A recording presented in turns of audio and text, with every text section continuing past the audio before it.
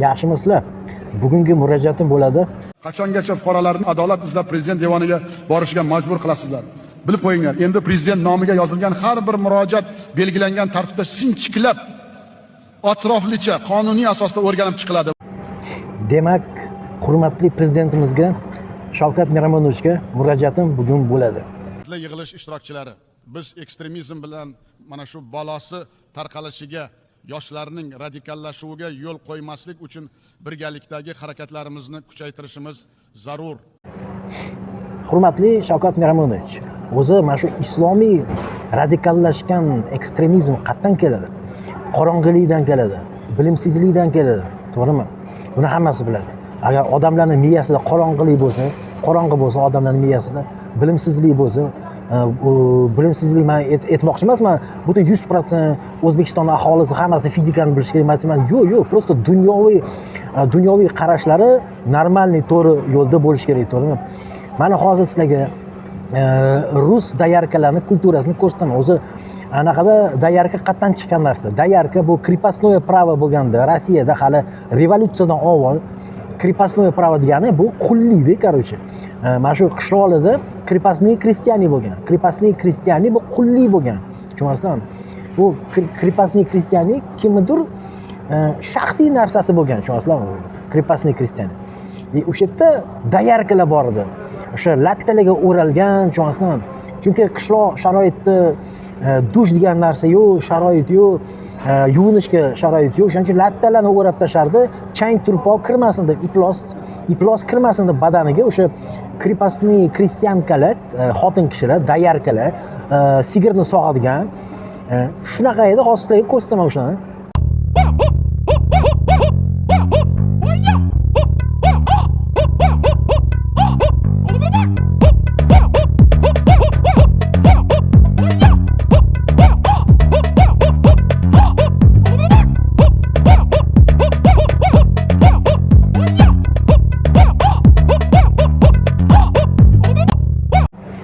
Mana endi russkiy tsarni vaqtida bo'lgan o'sha krepostniy krestyan, o'sha qullar, demak, o'sha qullar, o'sha doyarkalar, qishloqda sut sog'gan doyarkalar, miyasi qorong'i, ilm fan hech qanaqa yo'q, dunyo qarashi yo'q. Umuman yana bir marta qaytaraman, miyasi qorong'i o'sha russkiy tsar vaqtidagi o'sha doyarkalar bugun O'zbekistonda o'zbeklarni, umuman odamlarni madaniyatga o'rgatyapti. O'zicha o'zini qorong'i ilm fanini qolganlarga bermoqchi, beryapti. Astag'firulloh. 3 kundan bir mashina olib chiqaman deyman, to'g'risini esa vaqtim bo'lmayotgan. Men bitta videoni mana ko'ringlar deyman bu. Menimcha bu astag'firulloh, o'zingizlar ko'ringlar hozir videoni. Voqea surasi, Istig'fora surasi 3000 marotaba yozsangiz, 4000 marotaba yozsangiz, 20000 marotaba yozsangiz, 100000 marotaba yozsangiz, sizni hayotingiz o'zgarib ketadi. Bitta voqea surasini yoki bitta Istig'fora surasini necha ming marotaba yozib insonning hayoti o'zgarib ketishiga agarda kafolat bo'lsa, nima kerak bo'ladi? Shuncha institutlar, universitetlar, PhD, MDlar, shuncha ilmiy ish. Butun olamlar Robbisiga qarshi gapirayotganini bilyaptim bu ayol. Kimdir agar mana shu ayolning tanishlari bo'lsa, bir Alloh taniydigan bor, bu ayolga bildirib qo'yinglar, balkim xabari yo'qdir, islom dinini yaxshi tushunmas. Butun olamlar Robbisiga hozir qarshi borayotganini gapiradi. Voqea surasi, Istig'fora surasi. Oldin oyat bilan surani ajratib oling. Voqea surasi, Istig'fora bu sura emas, bu surada olingan duo. Bandalar qancha ko'p o'sha istig'for etsa, Alloh taolo shunchalik ko'p u bandalarga imkoniyatlar eshigini ochadi. Sizni dunyodagi hamma barcha universitetlaringiz, psixolog, psixoterapiyalaringiz hammasini Allohim bir soniyada kun fayakun qilib qo'yishga qodir zot. Nimiki narsa bo'lsin, bu dunyodagi nimiki ilm faningiz bo'lsin, nimiki bandalarning qo'lidan kelayotgan nimiki narsa bo'lsin, uni hammasini Alloh taolo beryapti. Agar Alloh xohlamasa, bitta dona men barmog'ingizni ham unda qimirlata olmaysiz. Ko'zingizni unda qilib ochib yopa olmaysiz agar Alloh xohlamasa. Kimki Allohni tanisa degan, Alloh butun dunyoni senga tanitaman degan. Ya'ni kim farzandiga Allohni tanitsa, men unga butun dunyoni tanitaman degan. Nimaga bunaqa degan Alloh taolo? Butun olamlar biz bilmaymiz, biz aqlimizga, bizni bandasiga emas, bandasini aqli yetmaydigan darajada Alloh taoloning ikki dunyodagi mo'jizalarini bizga, biz aqlimiz sizni vaqti emas, sizni u ilm faningizni umuman bittasini ham kuchi ham yetmaydi. Allohni bitta dona bir nima deydi? bitta arzimagan, Alloh taolo uchun arzimagan bu dunyoda bandalarga berayotgan mo'jizalardan bittasi bu dunyoda biz yashayotganimiz, bizni mana shu oyna jahonga chiqayotganimiz, o'sha olimlarning ilm fanlarni hammasi bu Allohning izni bilan, Allohning fazli bilan bo'layotganligini balki shu ayolga kimdir tushuntirib qo'yar, va tavba qilib ko'rdim, olib chiqmasam bo'lmas. Chunki munkar ishni ko'rganda yoki tilingiz bilan qaytaring yoki qo'lingiz bilan degan. Bizni hozir qo'l bilan qaytarish imkoniyatimiz yo'q, lekin alhamdulillah mana shu internetda yaxshi bir tomoni hech bo'lmaganda o'sha munkar ishlarga ba'zilariga tilimiz bilan nima deydi, qaytarishga harakat qilyapmiz. Aziz opa-singillar va ko'kalar, iltimos har qanday psixolog, psixoterapiyalarga ishonmanglar, eshitmanglar, musulmonmiz. Biz Allohni tanib, Allohning o'zini Qur'onida yozilgan narsalarga imkon qadar Alloh qodir qilgancha amal qilib o'tishimiz kerak. Ertaga Allohga yuzlanganda, ertaga Alloh Azroil alayhissalom kelganda o'sha sizni ilmiy fanlaringiz sizni qutqarib, Azroil alayhissalomni jo'natib yuborarmikan psixoterapiyalaringiz? O'ylab gapiring, hali ham kech emas. Tezgina istig'for aytib Allohga qaytib tavba qilib oling, opa. Tavba qildim. Azizlar, qanaqa fikrdarsizlar? Izohlarda kutaman. Fikringlarni yozib qoldiringlar. Hurmatli Shavkat Miromonovich, O'zbekistonda O'zbekistonni yangi konstitutsiyasi paydo bo'lganda men juda ham so'yingandim. O'zi eng birinchi bloger, men o'zim bloger deb hisoblamayman. Endi meni bloger deyshadi, men lekin o'zim bloger deb hisoblamayman. Mana shu videolarimda eng birinchi men aytganman, Shavkat Miromonovich hali u 2019-yilda bo'lgan. Shavkat Miromonovich, qani konstitutsiya deb men birinchi gapirganman, bilasizmi? O'shandan keyin mana shu konstitutsiya chiqqanda, yangi konstitutsiya, yangi O'zbekiston, yangi konstitutsiya chiqqanda men so'yinganman. Tushunasizmi yo'qmi? Rosa даже yig'lab yuboradiganman, tushunasizmi? Неужели O'zbekistonga endi наконец-то bu yaxshi konstitutsiya keldi. Juda ham zo'r konstitutsiya qiluvdingiz, to'g'rimi? Endi mana shu juda ham zo'r konstitutsiyadan bizani o'zi o'zbeklarga kim madaniyatga o'rgatadi? Mana shu doyarkalar, russkiy tsarni vaqtidan qolgan doyarkalar, o'sha krepostnoye pravodan qolgan o'sha qullikdan krepostnoye pravoni doyarkalari endi butun O'zbekiston odamlariga madaniyatni o'rgatadimi? Endi ushbu ruskiy doyarkani gapirib chiqqan so'zlariga qanaqa munosabatda bo'lish kerak? Men shaxsiy tushunmayman bu narsaga. Tushunmasdan gapini qaranglar.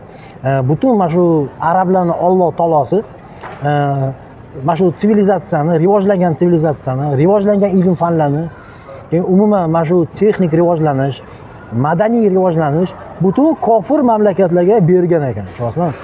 Butun mana bu islomiy mamlakatni qaranglar, hammasi chirib ketgan islomiy mamlakatda. Ko'chalar sassuv, iflos o'ylari qanaqadir loyihalardan qilingan, bu tushunib bo'lmaydi. Axlat butun islomiy mamlakatlar axlat, даже mana bu Saudiyskiy Arabiyani Makkasi ham butun axlat, hamma yoqda tarakanlar yuribdi, hamma yoqda, tushunasizmi? Qanaqa butun kalamushlar ham tarakanlar yuribdi, hamma yoq axlat o'sha Saudiyskiy Arabiyasi. Keyin bo'lsa Arabskiy Emiratning ekonomikasi уже o'ldi, Iron raketalar otib o'ldirdi, bo'ldi. Musulmonlarning maqtanadigan narsasi qolmadi o'zi umuman. O'sha Arabskiy Emirat yo'q, yaqinda Saudiyskiy Arabiya ham o'ladi yaqinda. O'tgan otib yotibdi Iron raketalarni. O'zi umuman Trampni ham anaqa hozir Benyamin Netanyahu so'yinib yuribdi ikkilovi. O'shaning uchun Ironni temayapti. Otursin raketani deyapti o'sha arablarning tomoniga. Arablar oldi o'zinikini ana. G'o'daygan arablar, Allohim sinirlagan. Qanaqa qilib endi hurmatli Shavkat Miromonovich, men Yevropani o'zbegiman. O'shaning uchun men o'ylagan va ko'rgan narsamni gapiraman, tushunasizmi? Men hech kimning dudkasiga raqs tushmayman, hech kimning dudkasiga ashula aytmayman. Men faqat o'zimni o'ylagan narsamni gapiraman. To'g'rimi, noto'g'rimi, mayli, endi bu odamlarning o'zi aytadi kommentariyada, tushunasizmi? O'shaning uchun qanaqa qilib tushunish kerak bu o'sha hozir mana shu o'zbek tilida mana shu ruskiy doyarkani gapirib chiqqan gaplarni qanaqa qilib tushunish kerak, men tushunmadim. Mana shu arabskiy Alloh o'sha butun mana shu texnik rivojlanish, ilm fan, butun mana shu nima desam, butun mana shu rivojlangan kulturani kofirlarga beribdi-da faqat. Islom mamlakatlar hammasi chirib yotibdi. Alloh bo'lmaganda kofirlar rivojlanmas ekan, tushunasizmi?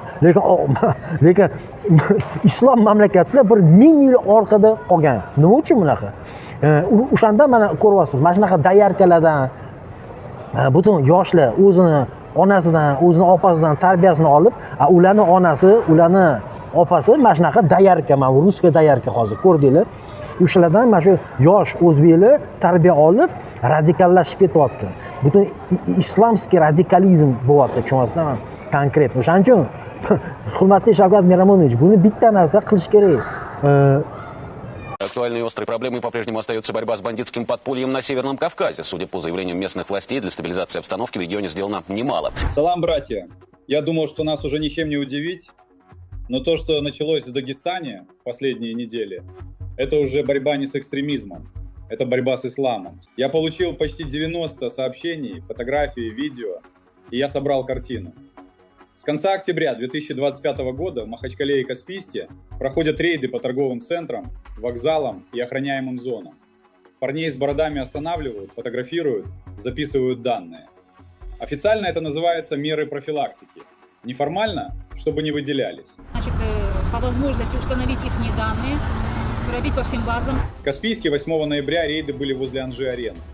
Один из силовиков сказал вслух фразу, которую прислал мне очевидец. Это не Саудовская Аравия. Здесь должен быть светский вид.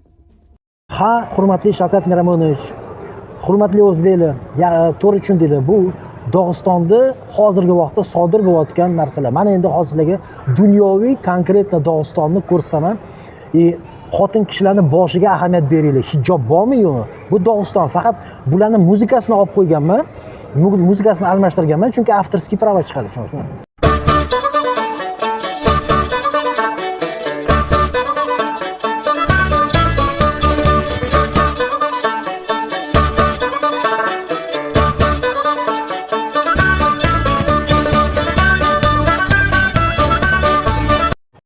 Mana o'zingizlar ko'rdinglar.